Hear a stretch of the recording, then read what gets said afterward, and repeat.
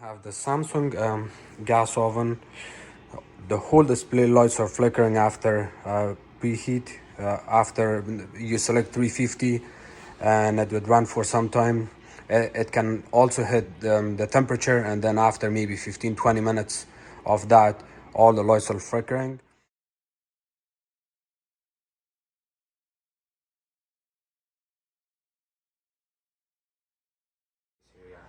Hello, my name is Hamid. Today I'm working on this Samsung gas range. The customer's complaint was that the whole display flickers and the probe light was also flashing here. We will replace the probe assembly today and go from there. Yeah, thank you.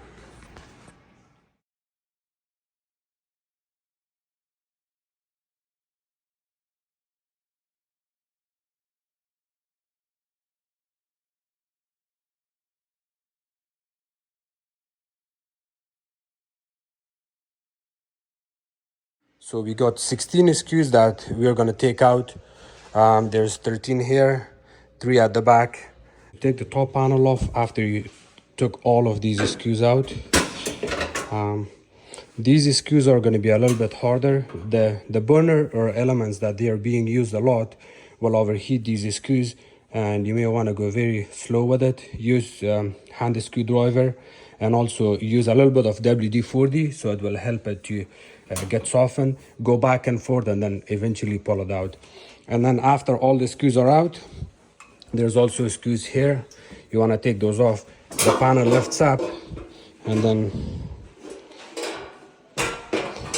you completely pull it out, and there's 2 tabs. They need to come off from there, and then you're good to go. And to take the back panel off, 1 2 3 4 5 6 7 8, all of these screws needs to come out. The reason you're taking these 2 screws for the cooling fan, to give you a little bit of leverage when you take these screws off. You want a little bit flexibility, so in case if you want to take this side piece off, and then it will help you. There's 1 2 3 4 5 screws comes from the back panel, from the back side to take the panel off, and there was 2 screws, 1 2, those needs to come off. This is screw, and that screw comes out. And to take the side panel off, I'll show you how it looks. See that opening right there? This opening gets inserted in here, and the same thing at the middle, at the bottom, and then you kind of pry this on the side and then pull it out, and then you can take the panel off.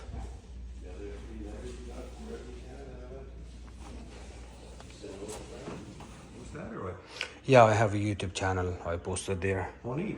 Yeah, I checked YouTube. Nobody had this part replacement, the way they get it installed. So I thought I'll make a small video and add it on my. And then when people want it, then you get paid for. Yeah, you can. Yeah, you can do also. that. Okay.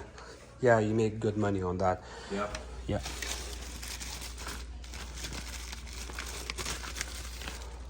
So here's the part number. It's DG94-00674B as a Bravo. And to replace this probe, there's 2 screws. You take those 2 off, and then you can pull the whole assembly out. The wires are running from the side here, goes all the way to the back, gets hooked up in there. The reason the top is off today, I replaced this igniter. It was not working, and I also had to take the top off in order to take the back panel off. So you had to take these screws off, and it gets connected right here. At first I thought if I cut the wires from the back here, when I pull this probe assembly out, I cut the wires, snip it, and then reconnect the new one, and then pull it out to that side. This way I don't have to take the top off, or side panel off, or back panel off. But unfortunately it's a very tight fit that it's almost impossible to pull it out from here. I tried to reinstall the old one to the new wires. these wires, I hooked it to the old one and I tried to pull it out.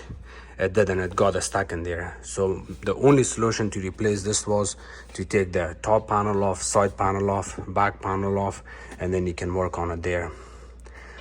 Don't even try to bother hooking it up into the old one and then pulling it out.